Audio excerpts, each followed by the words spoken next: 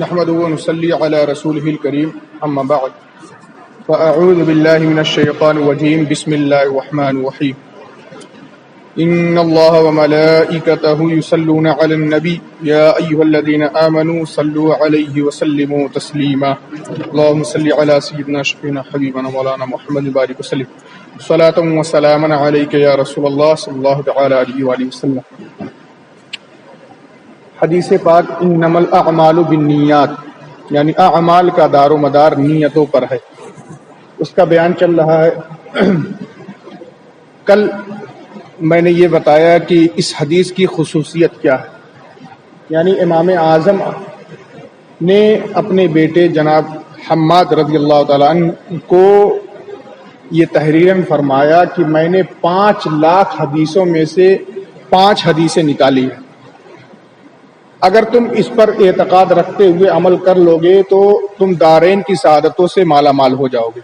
ان 5 حدیثوں میں سے ایک حدیث یہ ہے انما الاعمال بالنیات، یعنی اعمال کا دار و مدار نیتوں پر ہے۔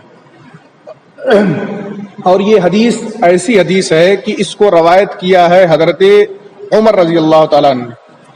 یہ حضرت عمر نے نبی پاک کو ممبر پر فرماتے ہوئے سنا، یعنی حدیث پاک نبی پاک نے ممبر سے فرمایا تھا، اور حضرت عمر نے جب اس روایت کو بیان کیا تو بھی حضرت عمر نے ممبر ہی سے اس کو بیان کیا، تو ممبر پر نبی پاک نے بھی بیان کیا، اور حضرت عمر نے جب روایت کیا تو انہوں نے بھی ممبر ہی سے روایت کیا۔ اب اس کی تشریح کیا ہے؟ اس کی تشریح یہ ہے کہ اعمال 2 طرح کے، ایک اچھے اعمال، ایک برے اعمال۔ برا عمل تو چاہے اس میں آپ اچھی نیت کریں یا بری نیت کریں وہ برا ہی ہے۔ برا عمل تو چاہے آپ اس میں اچھی نیت کریں یا بری نیت کریں، جو بھی ہو برا ہی عمل ہے۔ مثال کے طور پر چوری کرنا ایک برا عمل ہے، تو اب اگر کوئی اس میں اچھی بھی نیت کر لے گا تبھی بھی اس کو ثواب نہیں ملے گا بلکہ عذاب ہی ملے گا۔ مثال کے طور پر چوری اس نیت سے کیا کہ میں کسی غریب مسکین کی مدد کروں گا، تو غریب مسکین کی مدد کرنا تو اچھا کام ہے، لیکن یہ برا کام ہے چوری کرنا۔ چوری کرنا برا کام ہے، اگرچہ اس نے اچھی نیت کیا ہے لیکن اس پر اس کو ثواب نہیں ملے گا۔ بات کلیئر ہو گئی؟ 2 طرح کے اعمال، ایک اچھے اعمال، ایک برے اعمال۔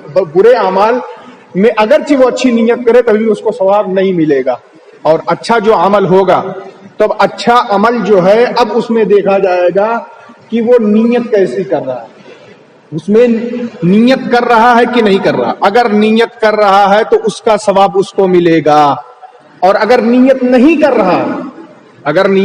رہا ہے تو اب اس کی بھی 2 قسمیں ہو جائیں گی کہ وہ کام کون سا ہے، وہ عبادت والا کام ہے یا پھر عبادت کا ذریعہ ہے وہ۔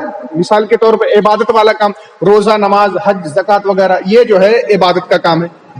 روزہ، نماز وغیرہ یہ عبادت کا کام ہے، اور عبادت کا ذریعہ مثال کے طور پر وضو بنانا ہے، یہ عبادت کا ذریعہ ہے۔ وضو کیوں بناتے ہیں؟ تاکہ ہم اس سے نماز کی ادائیگی کر سکیں۔ تو اگر وہ عبادت کا کام ہے جیسے نماز، اب اگر اس میں نیت نہیں پائی گئی تو وہ عمل ہی نہیں پایا جائے گا، یعنی اگر کوئی بغیر نیت کے نماز پڑھ لیا تو اس کی نماز ہی نہیں ہوگی۔ اسی طریقے سے روزہ رکھ لیا بغیر نیت کے تو اس کا روزہ ہی نہیں ہوگا۔ لیکن جو عبادت کا ذریعہ ہے جیسے وضو کرنا، اس میں اگر اس نے نیت نہیں کی تو ایسی صورت میں وضو تو ہو جائے گا لیکن وضو کرنے کا ثواب وہ نہیں پائے گا۔ کیوں؟ انما الاعمال بالنیات، اعمال کا دار و مدار نیتوں پر ہے، یعنی اب ایسی صورت میں اعمال کے ثواب کا دار و مدار نیتوں پر ہے۔ اس نے وضو تو کر لیا لیکن نیت نہیں کی اس نے، ایسی صورت میں اس کا وضو تو ہو جائے گا لیکن وضو کرنے کا ثواب نہیں پائے گا۔ اسی لیے فقہائے کرام فرماتے ہیں جب بھی ہم وضو کرے، غسل کرے، جو بھی کرنا ہے یہ کام کرے اس میں نیت ضرور کر لیں کہ میں وضو کرنے جا رہا ہوں، میں غسل کرنے جا رہا ہوں۔ اس سے کیا ہوگا؟ اس کا ثواب بھی مل جائے گا۔ اب یہاں پر بات آتی ہے کہ کوئی نیک کام کیا جائے تو اب کیسی نیت ہونی چاہیے؟ تو ایسی صورت میں جو بھی نیک کام کریں، ہم جو بھی کام کریں اس میں خالص نیت، خلوص للہیت کی ہونی چاہیے کہ ہم جو کام کرنے جا رہے ہیں وہ اللہ کی رضا کے لیے کرنے جا رہے ہیں، اللہ کی خوشنودی کے لیے کر رہے ہیں، نام و نمود اور ریا نہ ہو، کیونکہ اگر نام و نمود اور ریاکاری آ جائے گی تو جو بہتر کام ہوگا وہ بھی قابل قبول نہیں ہوگا، بلکہ اس کے بدلے اللہ تبارک و تعالیٰ عذاب میں مبتلا کرے. مثال کے طور پر کوئی نماز اس لیے پڑھ رہا ہے کہ لوگ مجھ کو نمازی کہیں, پابندی کرنے والا کہیں, تو ایسی صورت میں نماز تو بہت افضل العبادات ہے, لیکن ایسی صورت میں یہ بارگاہ خداوندی میں قبول نہیں ہوگا, بلکہ ایسی عبادت کے بارے میں آیا روایتوں کے اندر کہ کل قیامت کے دن اللہ تبارک و تعالیٰ ایسی عبادت کو اس کے چہرے پر مار دے گا. نام و نمود ریا کے لیے, مثال کے طور پر کسی کی مدد کرنا ہوا تو اس لیے مدد کر رہے ہیں کہ لوگ مجھ کو سیٹ صاف کریں, سخی کہیں, بہت زیادہ مدد کرنے والا کہیں, تو ایسی صورت میں یہ عبادت قبول نہیں. ہاں یہ کہ اللہ تبارک و تعالیٰ کی رضا حاصل کرنے کے لیے کسی غریب مسکین کی مدد کرے, کہ اللہ تبارک و تعالیٰ نے ہمیں حکم دیا, ہمارے اوپر اللہ تعالیٰ نے ہمارے اوپر فضل فرمایا کہ ہمیں مال سے نوازا, تو ہم اپنے بھائی کی مدد کر رہے ہیں. تو اگر یہ نیت ہو تو یہ عبادت ہے, اور نام و نمود ریاکاری تو پھر عبادت نہیں. اسی ضمن میں ایک حدیث پاک آتی ہے جس کا مفہوم ہے کہ کل قیامت کے دن 3 قسم کے لوگ جمع کیے جائیں گے, ایک شہید, ایک عالم اور ایک مالدار. تو اب جب یہ تینوں جمع کیے جائیں گے تو اللہ تبارک و تعالیٰ شہید سے پوچھے گا, تو نے دنیا میں نے تم کو بے شمار نعمتوں سے نوازا تھا, دنیا میں تم نے میرے لیے کیا کیا؟ تو کہے گا پروردگار میں تیری راہ میں لڑتا رہا یہاں تک کہ اپنے خون کا آخری قطرہ بھی تیرے راستے میں بہا دیا. تو اللہ تبارک و تعالیٰ کہے گا تو جھوٹ بول رہا, تو نے اس لیے نہیں کیا, میرے رضا کے لیے نہیں کیا, بلکہ تو اس لیے کیا ہے کہ لوگ تجھ کو بہادر کہیں, غازی کہیں, اور تو مال غنیمت کے لیے کر رہا تھا, اس لیے تو دنیا میں وہ پا چکا حصہ, آخرت میں تیرا کوئی حصہ نہیں. اللہ تبارک و تعالیٰ حکم دے گا, اس کو جہنم میں ڈالا جائے گا. پھر عالم جو ہوگا اس کو اللہ تبارک و تعالیٰ کہے گا میں نے تم کو بے شمار نعمتوں سے نوازا تھا, تو نے کیا کیا میرے لیے؟ تو کہے گا پروردگار تیری خوشنودی کے لیے, تیری رضا کے لیے میں نے علم حاصل کیا, دین کا علم حاصل کیا, اور لوگوں کو سکھایا, بتایا, خیر کی تعلیم دی, تیری رضا کے لیے کیا. پروردگار کہے گا تو جھوٹ بول رہا, تو اس لیے نہیں کیا, بلکہ تو نے اس لیے کیا کہ لوگ تجھ کو قاری کہیں, لوگ تجھ کو عالم کہیں, اس لیے کیا, میرے رضا کے لیے نہیں. تو اللہ تبارک و تعالیٰ اس کو بھی حکم دے گا, فرشتوں کو حکم دے گا, اس کو بھی جہنم میں ڈالا جائے گا. پھر تیسرا شخص مالدار آئے گا, سیٹھ صاحب آئیں گے. پروردگار کہے گا میں نے تم کو بے شمار نعمتوں سے نوازا تھا, تو نے دنیا میں میرے لیے کیا کیا؟ تو کہے گا پروردگار میں نے تیرے بندوں کی مدد کی. پروردگار کہے گا یہ تو نے میرے خوشنودی کے لیے, میری رضا کے لیے نہیں کیا, تو اس لیے کیا کہ تجھ کو سیٹھ کہا جائے, تجھ کو مالدار کہا جائے, تجھ کو سخی کہا جائے. تو دنیا میں وہ پا چکا, لوگ کہہ چکے, اب آخرت میں تیرا کوئی حصہ نہیں. پھر اللہ تبارک و تعالیٰ فرشتوں کو حکم دے گا, اس کو بھی جہنم میں ڈالا جائے. دیکھو یہ سارے کام اچھے ہیں, لیکن نیت صاف نہیں تھی, اس وجہ سے وہ سارے اعمال اکارت ہو گئے, برباد ہو گئے. اگر نیت خالص ہے, بہتر کام ہے, تو ایسی صورت میں اللہ تبارک و تعالیٰ اس پر اجر عطا فرماتا ہے. ایک واقعہ اس زمن میں آتا ہے کہ ایک صاحب کشف بزرگ تھے, 2 شخص نے جو ہے وہ مسجد جو تھی وہ روڈ کے کنارے پر تھی. اب کیا ہوا, لوگ آتے تھے نماز پڑھ کر کے جاتے تھے, آتے تھے نماز پڑھ کر کے جاتے تھے. ایک شخص آیا, وہ روڈ کے بغل میں ایک لکڑی گاڑ دی, جس کو کھوٹا کہتے ہیں, وہ گاڑ دیا. اب وہ کیا ہوا, دوسرا شخص آیا, اس کو اکھاڑ کر کے پھینک دیا. اب بحث و تکرار شروع ہو گئی, ایک نے گاڑ دیا اور دوسرے نے اکھاڑ کے پھینک دیا. اب یہ بات وہ صاحب کشف بزرگ تک پہنچی بات, تو انہوں نے, وہ صاحب کشف تھے, انہوں نے دل کے حال کو جان لیا. تو جب یہ بات پہنچی تو آپ نے کہا کہ دونوں صحیح ہیں, دونوں حق پر ہیں. تو لوگوں نے کہا کہ معاملہ سمجھ میں نہیں آ رہا, ایک نے گاڑا اور دوسرے نے اکھاڑ کے پھینک دیا, کیسے دونوں حق پر ہو سکتے ہیں؟ تو آپ نے فرمایا اچھا یہ بتاؤ تم نے کھوٹا کیوں گاڑا, لکڑی کیوں گاڑی تم نے؟ تو کہتے بات یہ ہے کہ یہ مسجد راستے پر ہے, لوگ آتے ہیں تو جانور لے کر کے بھی آتے ہیں, لوگ یہاں پر سواری لے کر کے آتے ہیں, تو جانور کو باہر رکھ دیتے ہیں اور اندر جاتے ہیں نماز پڑھتے ہیں. نماز تو پڑھتے ہیں لیکن ان کا دل اپنے جانوروں کی طرف لگا رہتا کہ پتہ نہیں ہوگا کہ بھاگ گیا ہوگا, کیا ہوا ہوگا, تو دل ان کا جانوروں کی طرف لگا. میں نے اس لیے گاڑ دیا لکڑی تاکہ وہ اپنے جانور کو باندھ دے, اطمینان سے جا کر کے نماز پڑھے اللہ کی بارگاہ میں, یہ میری نیت تھی. تو آپ نے فرمایا, بزرگ نے فرمایا کیا بتاؤ اس نے اچھا کام کیا کہ نہیں کیا؟ تو لوگوں نے کہا کہ ہاں بہت بہتر کام کیا. پھر دوسرے شخص جس نے اکھاڑ دیا, اس کے بارے میں اس سے پوچھا کہ بتاؤ تم نے کیوں اکھاڑ دیا؟ تو کہا بات یہ ہے کہ یہ راستے پر ہے مسجد اور لوگ آتے ہیں جاتے ہیں, انہوں نے لکڑی گاڑ دی ہے. لوگ دن میں بھی آتے ہیں نماز پڑھنے کے لیے, رات میں بھی آتے ہیں, بینا بھی آتے ہیں اور نابینا بھی آتے ہیں. تو میں نے اکھاڑا اس لیے کہ کہیں کوئی اندھیرے کی وجہ سے یا آنکھ میں بینائی نہ ہونے کی وجہ سے اس سے ٹکرا جائے گا، اس کو تکلیف پہنچ جائے گی، اس وجہ سے میں نے اکھاڑ کے پھینک دیا۔ تو آپ نے پوچھا اس نے اچھا کام کیا کہ نہیں کیا؟ تو لوگوں نے کہا صحیح کام کیا۔ تو فرمایا دیکھو نیت کا فرق ہے، اس کی نیت بھی صحیح تھی، اس کی نیت بھی صحیح، اس وجہ سے دونوں نے صحیح کام کیا، دونوں نے صحیح کام کیا۔ تو جو نیت ہوتی ہے اسی پر اعمال کا دار و مدار ہے۔ اسی ضمن میں ایک اور واقعہ آتا ہے کہ ایک صاحب نے گھر بنایا، بڑا عالیشان گھر بنایا۔ جب گھر بنا لیا تو اپنے پیر صاحب کے پاس گئے کہ میں نے گھر بنایا، خوشخبری سنائی۔ تو پیر صاحب نے پوچھا اچھا یہ بتائیے گھر بنایا ہے؟ ہاں بنایا۔ کیسا بنایا؟ یہ کیا، روشن دان لگایا؟ ہاں۔ کس لیے روشن دان لگایا؟ تو کس لیے روشن دان لگایا جاتا؟ عمومی طور پر روشنی آنے کے لیے، ہوا پاس کرنے کے لیے، اسی لیے تو روشن دان لگایا جاتا ہے۔ انہوں نے پوچھا، دیکھیے نیت کا فرق صرف دیکھیے، انہوں نے پوچھا کس لیے روشن دان لگایا؟ تو انہوں نے کہا میں نے روشن دان اس لیے لگایا کہ روشنی آئے اس سے۔ تو آپ نے فرمایا یہی نیت تم نے کی ہے، اس نیت کی وجہ سے اللہ تعالیٰ اس کو ثواب نہیں دے گا۔ کاش تم نے یہ نیت کر لی ہوتی کہ اس روشن دان کے ذریعے اذان کی آواز آئے گی، تو اس سے کیا ہوتا، اذان کی آواز تو آتی ہی آتی، روشنی بھی آتی، اس کی برکت سے اللہ تبارک و تعالیٰ تم کو ثواب دے دیتا، اس کی وجہ سے تو ثواب بھی دیتا۔ لیکن اب تم نے اس نیت سے بنایا تو اس پر ثواب نہیں ملے گا۔ تو اعمال کا دار و مدار نیتوں پر، نیت اگر صحیح ہے تو اس کی وجہ سے اللہ تبارک و تعالیٰ ثواب عطا فرمائے گا۔ اب ایک چیز اور آتی ہے بات کہ کوئی بھی نیک کام کیا جائے اس میں جتنی بھی نیت کی جائے گی اتنا زیادہ اس کو ثواب ملے گا۔ جیسے مثال کے طور پر کوئی مسجد میں آیا، صرف یہ نیت کر کے آیا کہ نماز پڑھوں گا چلا جاؤں گا، تو اس کو ثواب نماز پڑھنے کا اور نماز پڑھنے کا ثواب ملے گا اور کسی چیز کا ثواب نہیں ملے گا۔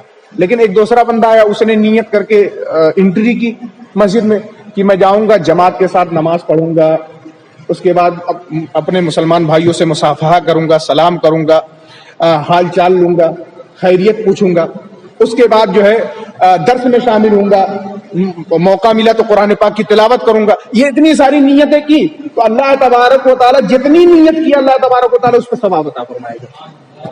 تو اس سے پتہ یہی چلا کہ جب بھی ہم کوئی کام کریں تو اس میں اچھی اچھی نیت ضرور کر لیا جائے، اس میں بہتر نیت ضرور کریں۔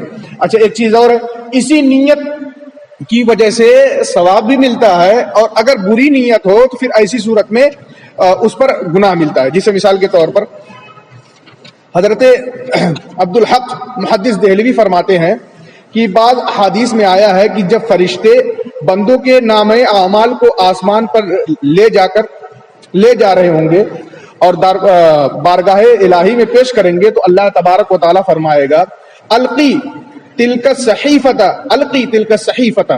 2 مرتبہ فرمائے گا کہ اس نامہ اعمال کو پھینک دو۔ فرشتے عرض کریں گے کہ الہی تیرے اس بندے نے نیک اعمال کیے ہیں جن کو ہم نے دیکھ کر سن کر کے لکھا ہے، تو ہم اس کو کیوں کر پھینک دیں؟ تو اللہ تبارک و تعالیٰ ارشاد فرمائے گا کہ لم یورد وجہی، اس بندے نے اس عمل کو میرے رضا کی نیت سے نہیں کیا، اس لیے میرے دربار میں وہ مقبول نہیں ہے۔ کیا پتہ چلا؟ یعنی اس نے نیک کام تو کیا ہے لیکن میرے رضا کے لیے نہیں کیا، اس لیے وہ کام کا نہیں۔ اور دوسری بات، پھر ایک دوسرے فرشتوں کو اللہ تبارک و تعالیٰ حکم فرمائے گا اکتب لفلان کذا و کذا، کہ فلاں بندے کے نامہ اعمال میں فلاں فلاں عمل لکھ دو۔ فرشتہ عرض کرے گا کہ اللہ یہ عمل تو اس بندے نے نہیں کیا، تو اللہ تبارک و تعالیٰ ارشاد فرمائے گا وہ اس نے یہ عمل نہیں کیا مگر اس کی نیت تو اس عمل کے کرنے کی تھی، اس لیے اس کی نیت پر اس کو اس عمل کا اجر لکھ دو۔ کیا پتہ چلا؟ مطلب کیا کہ دوسرا جو فرشتے کو بلائے گا اور کہے گا کہ فلاں بندے کے نامہ اعمال میں یہ نیکی لکھ دو، فرشتہ کہے گا پروردگار اس نے تو یہ تو کام کیا نہیں، تو پھر کیوں لکھنے کا حکم دے رہا ہے؟ تو پروردگار فرمائے گا اگرچہ اس نے نہیں کیا لیکن اس کی کرنے کی اس کو نیت تھی، اچھی نیت تھی، اسی وجہ سے اس پر اس کو ثواب مل جائے گا۔ اسی لیے آیا ہے حدیث کی کتابوں کے اندر اور فقہ کی کتابوں کے اندر کہ جب کوئی بندہ نیک کام کی نیت کر لیتا ہے، نیک کام کی نیت کرتا تبھی سے اس کو ثواب ملنے لگتا۔ جیسے مثال کے طور پر میں نے دل میں نیت کر لی کہ میں صبح فجر کی نماز جماعت کے ساتھ پڑھوں گا، میں نے نیت کی تو ابھی سے اس نیت کی وجہ سے ابھی سے مجھ کو ثواب ملنے لگے۔ اور اگر کوئی برے کام کی نیت کر لے، پختہ ارادہ نہ کرے، صرف برے کام کی نیت کیا، تو اس پر اللہ کا فضل دیکھو، اس پر اس کو عذاب نہیں ملے گا جب تک وہ برا کام کر نہ لے یا ایک دم پختہ ارادہ نہ کر لے۔ دیکھو اگر نیت نیک کام کرنے کی ہے تبھی سے اس کو ثواب ملے گا، لیکن اگر برے کام کے کرنے کی ہے تو ایسی صورت میں اس پر گناہ نہیں ملے گا۔ یہ اللہ کا فضل ہے، یہ اللہ کا فضل ہے۔ اسی لیے حدیث پاک میں آتا ہے نیت المؤمن خیر من عملی، کہ ایک مومن کی نیت اس کے عمل سے بہتر ہوتی ہے، اس کے عمل سے بہتر ہوتی ہے۔ کیا مطلب یہی ہے کہ نیت کرے گا تبھی سے اس کو ثواب ملے گا۔ عمل جو ہے، اب عمل اگرچہ ہو پائے یا نہ ہو پائے، اس لیے ہمیشہ اچھی ہی نیت کر کے کام کرنے کی کوشش کرنا چاہیے۔ یہ حدیث اور اس کی یہ ساری تشریحات ہوئی۔ اب اس حدیث سے ہم کو سبق کیا ملا؟ سبق یہی ملا، نمبر 1 کہ جب بھی کوئی کام کرے، اچھا کام کرے، تو اس میں نیت ہم کو ہمیشہ اچھی کرنی چاہیے، اور دوسری بات جب کوئی نیک کام کرے تو اس میں کئی اچھی نیتیں کرنا چاہیے، 2 چیز۔ اور تیسری بات دیکھو، حضور صلی اللہ تعالی علیہ وسلم نے اس کو منبر سے بیان کیا، اس حدیث کو۔ اور معاملہ کیا تھا؟ معاملہ وہ تھا کہ ام القیس والا، وہ عورت کی وجہ سے انہوں نے ہجرت کی، مدینہ شریف تشریف لے گئے، تو وہ بات مشہور ہو گئی کہ ام القیس کی وجہ سے ہجرت کی ہے انہوں نے۔ تو نبی پاک صلی اللہ تعالی علیہ وسلم نے ان کو جو ہے ڈائریکٹ بات نہیں کی۔ اب دیکھو سمجھانے کے 2 طریقے ہو سکتے تھے، یا تو نبی پاک بھرے مجمع میں ان کا نام لے کر کے کہہ دیتے کہ تم نے ایسا کیا اس لیے ثواب نہیں ملے گا، ایک یہ۔ اور دوسرا طریقہ یہ تھا کہ اس کو تنہائی میں بلا کر کے ڈائریکٹ کہہ دیتے، دوسرا طریقہ۔ اور تیسرا طریقہ ایک مجمع عام میں عمومی طور پر بیان کرنا۔